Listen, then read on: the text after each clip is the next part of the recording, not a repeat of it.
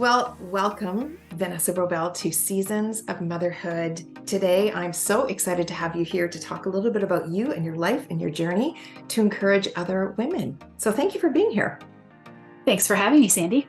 Oh, it's a pleasure. So I'd just like to introduce you a little bit. I'm going to read a little background on you. So you are a manager of special projects, which we'll talk a little bit about more in detail in a few questions down the road.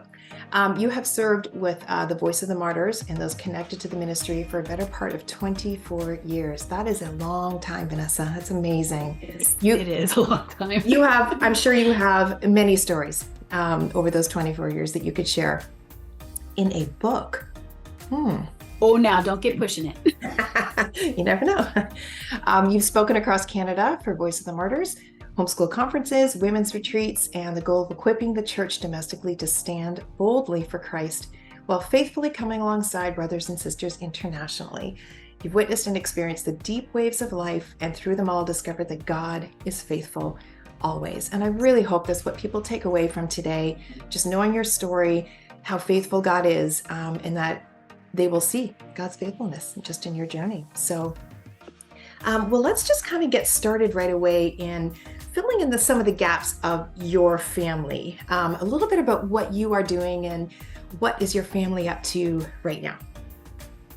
So our family has grown. They're all a little bit older. So now they're in their late 20s and early 30s. And I have 3 grandchildren. My oldest son is an RCMP officer, so that has caused him to be posted in different places. He's been in Newfoundland as well as now in Manitoba. Our daughter in the middle, Harmony, she is home with us and going back to college for graphic design and doing well. That's the key thing to remember. And then our youngest son, Jesse, is a youth pastor out in Edmonton. He works at a church called North Point. So when they were little, we held them like this before the Lord and said, "Take them where you will, Lord," and then He did. And so, really, He has. Yes, and He has. Yes, which means you travel. I would say not just internationally for Voice of the Martyrs, but you travel to see your own family. We travel everywhere. Yes, I was going to say you have a big suitcase. It's true. The goal is a staycation. Yes, I get it. Well, that's wonderful. Thank you for sharing that detail about your family. It's really beautiful. I think our first connection was through the homeschooling world, probably at a homeschooling conference or convention. And initially, it was through that, but later on when I was leading a homeschool co-op, I had heard that you might possibly be available to do some teaching. And I was looking to fill kind of like that grade 6, 7, 8 teacher. And at the time, my daughter was in that class. And so you came to life with this beautiful curriculum where you combined your artistic talent, which we can get into a little bit more later, with the Voice of the Martyrs. And you created a curriculum for this group of kids that was very, very impactful. And maybe talk a little bit about that. Just that combination of the curriculum that you created and the difference it made for these kids. So I really felt that the Lord was going to use my art to teach theology to the next generation. And that's kind of what He did. The class that your daughter was in was one of the first times that I really combined the two things together in a teaching sort of a way. We talked a lot about what was going on around the world and what it meant to be a global Christian. And we used our art to express some of those key components and key points that we were learning about. And so the group did, as a major project, they put together a prayer calendar. And they did all the artwork for all of the prayer, for all of the calendar components. But each month had the text component was one prayer for a different country each day of the year. So it was quite powerful. I love what you instilled in that group of kids. It was such a blessing. And just to see the project go from the beginning to the end and how much heart they put into it and the work and the art, like it was really incredible to look at this calendar. Like we're putting this calendar up, kids. Like yeah, we were. Yes, it was a lot of work and I was so grateful. So I'm so glad you were a part of that. And I hope that you're going to have opportunities to continue to combine your art and theology because art speaks to people in such a beautiful way. And I know two of my kids specifically have that bent in heart. And I see how it blesses people. It's just such a beautiful thing. That's true. So back to your blog. So your blog, you talk a lot about joyful praise. And I love the story that you share in there. And I might let you tell a little bit more of that story in just a minute. But I love this quote here that you talk about as a homeschooling family. So just let me read this little quote here. As a homeschooling family, we have journeyed through medical errors leading to surgeries and learning challenges, dyslexia, multiple moves, financial and emotional pressures of working in ministry, and living with lupus. I only mention these dips in the road to lend assurance that the Holy Spirit, through joyful praise, can open even the most tightly gripped fists of pain, sorrow, and loss. I know that's a big quote, and there's a lot in there. A lot in there. There is. But I would love for you to maybe talk a little bit about your homeschooling journey and maybe share a little bit of that with us today, and then how that's kind of combined with your artistic talent. So I know there's a lot in there, but maybe let's start with the homeschooling journey.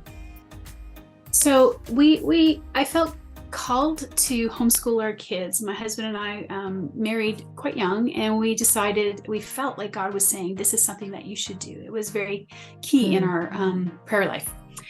But we had first of all, we had 3 kids in 2.5 years. It is possible. It's not necessarily recommended, but anyways. But you're still standing. That. We're still standing.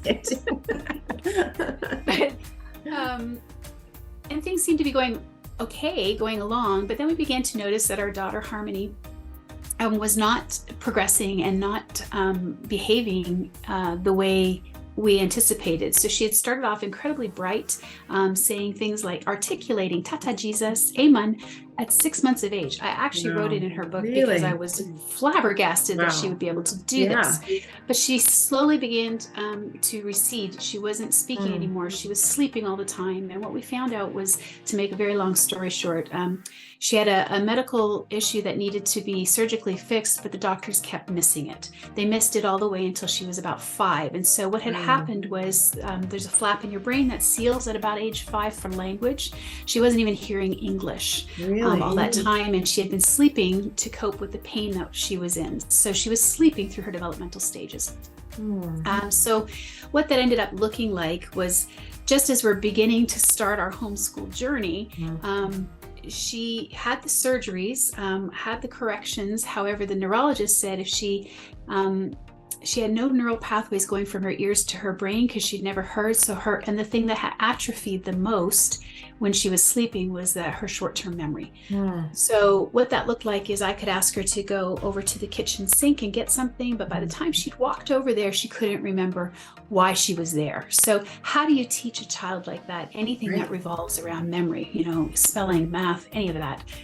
She needed to, for spelling, for example, she needed to learn every fact 1,300 times. She'd have to see a word, say a word, spell a word, and use a word in order for it to go from her short-term memory into her long-term memory and be able to retain that information. So now I'm a young mom. I've got a 5-year-old ready to start, or a 6-year-old ready to start school. And I've got a 5-year-old right under that this is the scenario. The 6-year-old had dyslexia. And it was kind of the same sort of scenario for some of the reading for him, the 1300s. And then another one right on the heels of that, ready to start. And I just felt like, how am I supposed to homeschool these kids? Lord, what are you asking me? Overwhelmed, right? Overwhelming, yes. And so we began our journey. And honestly, I was like, I don't think I can do this. I had just been to a hospital, a specialty hospital downtown Toronto, and the specialist there had gone up one side of me and down the other. Who do you think you are to homeschool this child with these kinds of problems? Oh yeah, and just tore a strip right off of me. Wow. So I kind of drove home by myself, Harmony and I in the car, and I was just bawling. And I felt like the Lord was saying, you need to do this, and the world was saying, you can't do this. And I remember crying on bed, and Floyd and I were just sitting there. He was just trying to comfort me, and the phone rang, and this lady we knew each other, but we didn't she'd never called me before, Mhm. called. And I picked up the phone and she says, "Hi, Vanessa, it's so-and-so." She says, I just felt so impressed that I was to call you to encourage you with your homeschooling. And I'm like, now you, What? You're like, this is exactly what I needed. yes, Vanessa, but I that was is like so ready to beautiful. bail, right? I was ready to bail, but the Lord was encouraging, saying, no, I've got this.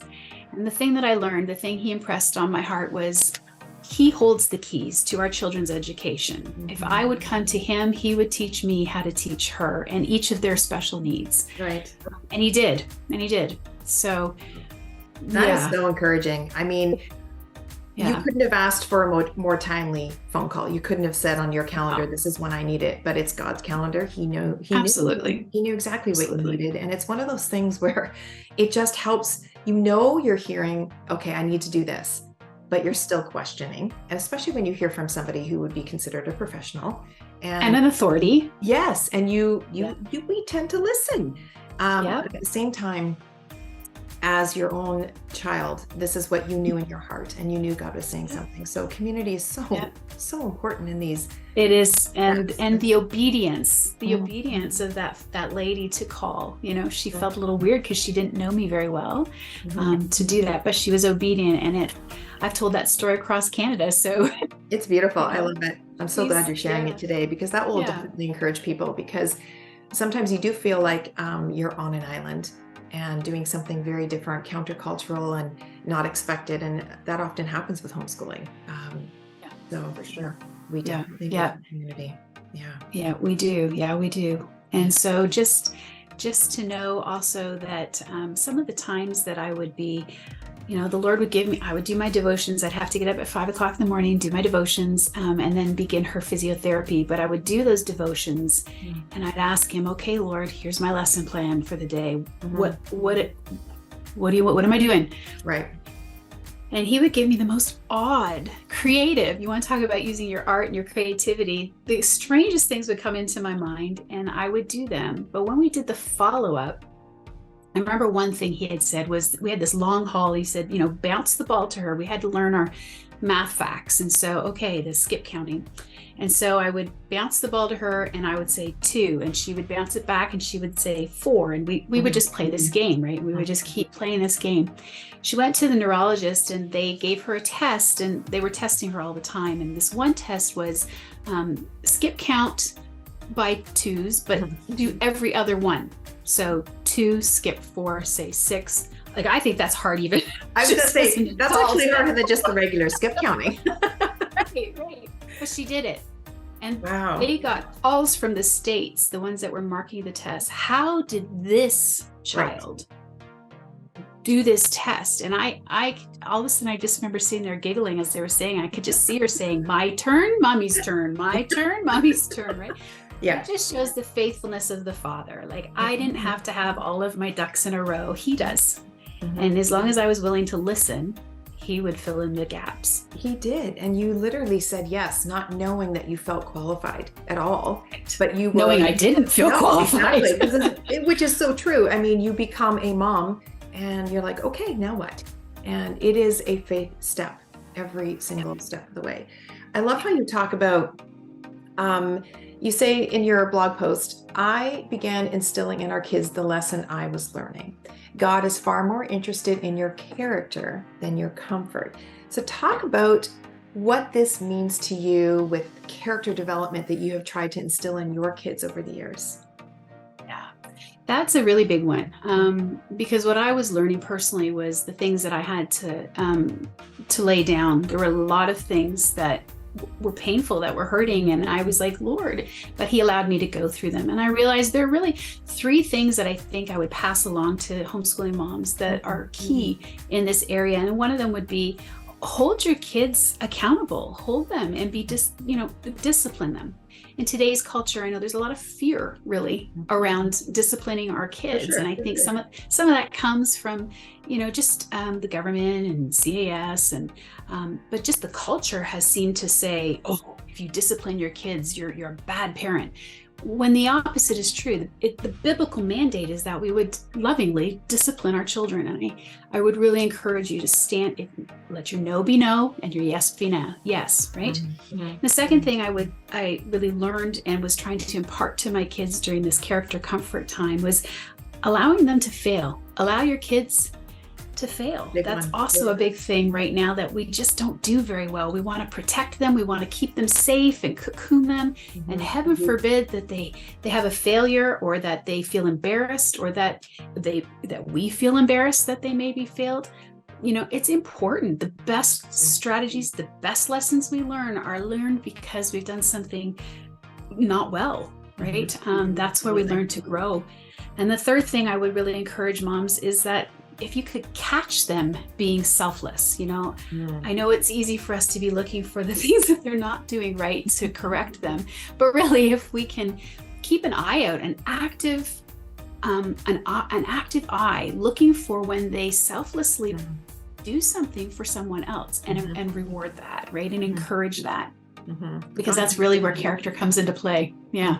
I think it's easy as moms to have that tendency to be critical and looking for how do we correct and make them lean toward that character trait, as opposed to just thinking about, okay, I'm just going to look for these traits. I'm going to look for the kindness and the compassion and the humility, as opposed to what they aren't doing well. And it's a mindset change for us. And once we're clothed, with that kindness and compassion, I find that we're more likely to see it in somebody else and be less critical. But it's hard, and it's a choice that we make when we get up in the morning and where we find ourselves throughout the day in the conversations with our kids. And it's hard, but we cannot do it alone. We need the work of the Holy Spirit in our lives. We need people, like you said, having somebody call you, just encourage you. It's the simple little things, an email, a text, and it helps kind of put you on that path of encouragement.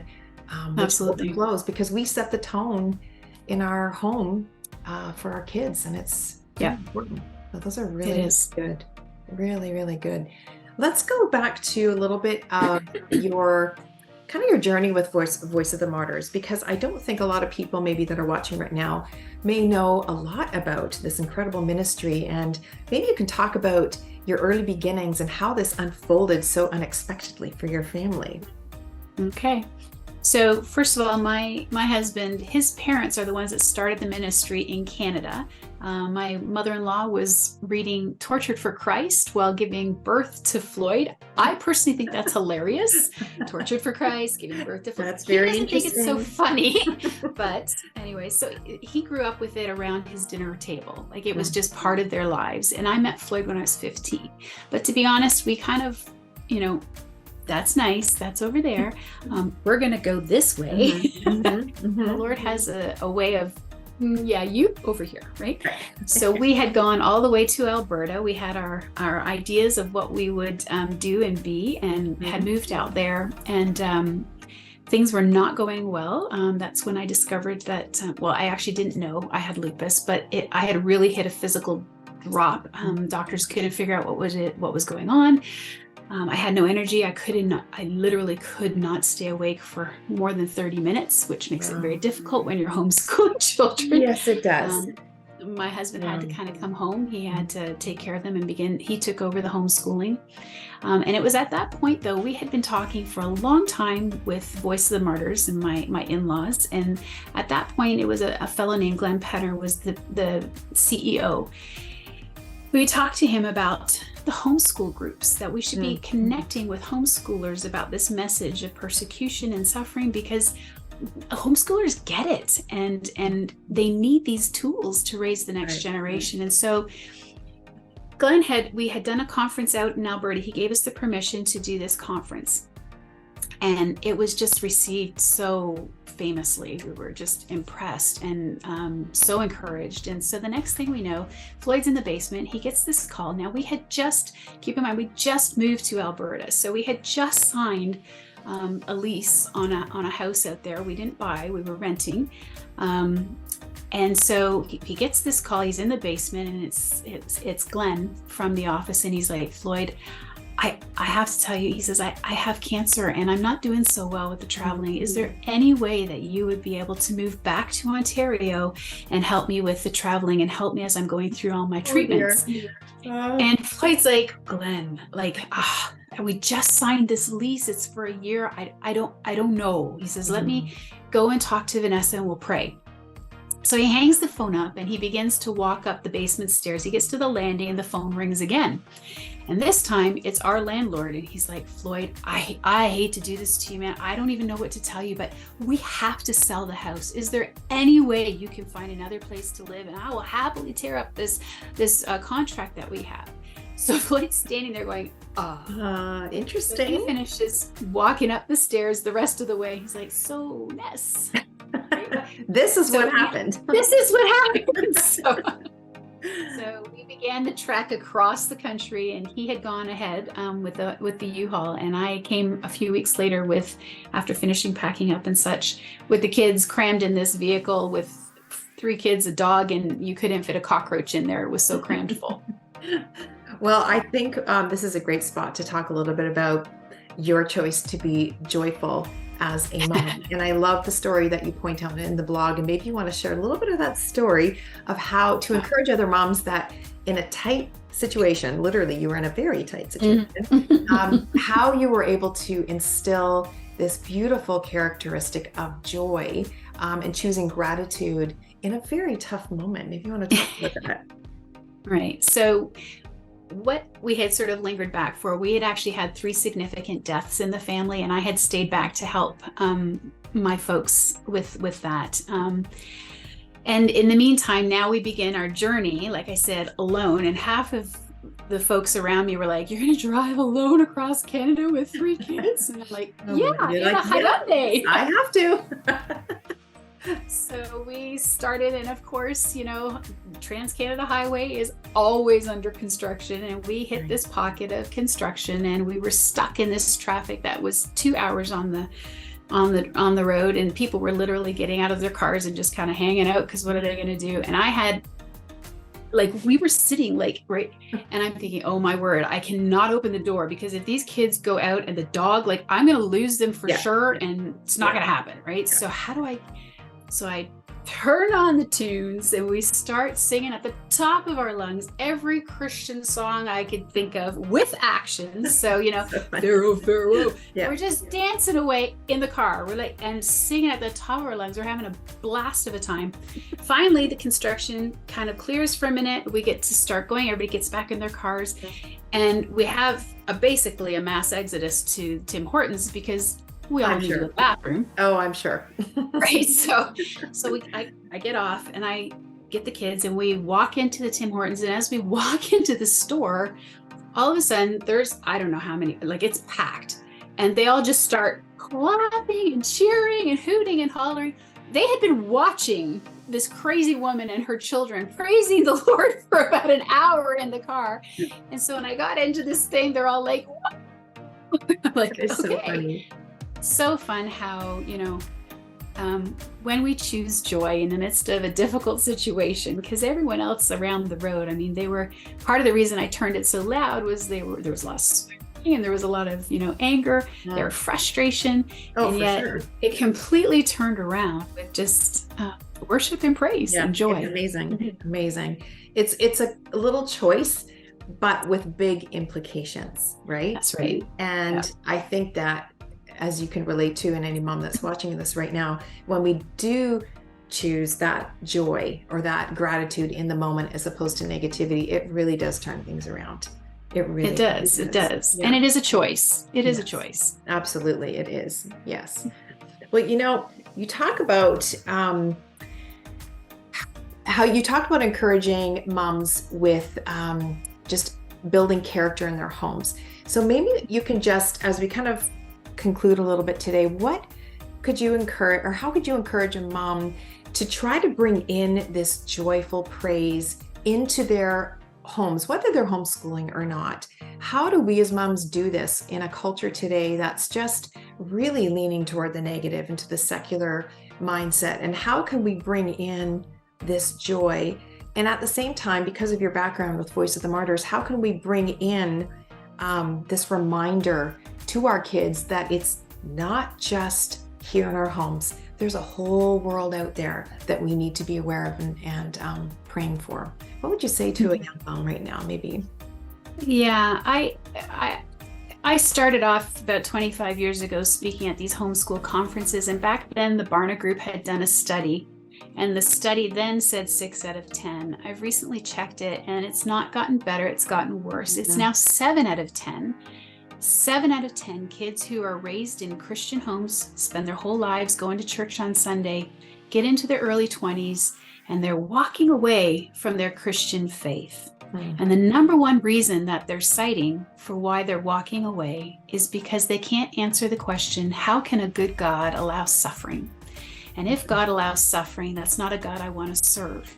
And so they walk away. And what we do at the Voice of the Martyrs, talking, it's a two-pronged ministry, really, in that we work with Christians who are internationally standing boldly for their faith in countries where it costs a lot to be a Christian. And we bring their stories. You know, Richard Wurmbrand said, we offer a piece of bread, which is the tangible things, right? And we offer the bread of life, which is Jesus Christ and the Bible and the Word of God.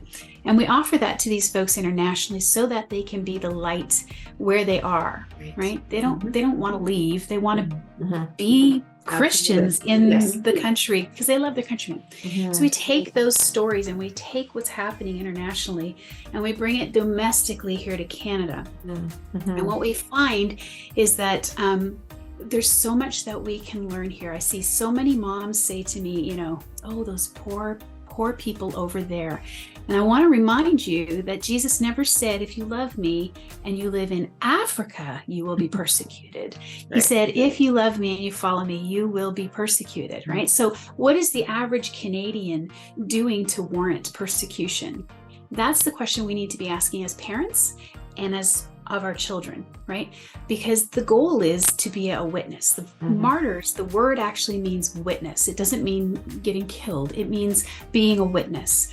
And so if being made fun of or ridiculed or harassed is all it takes to silence your voice from being a Christian, then the job is done. That's as far as it needs to go, right? And I feel like in Canada, we've really kowtowed to the idea of being made fun of. Right? We've been very quiet about our faith because we just don't want to look like a fool, right?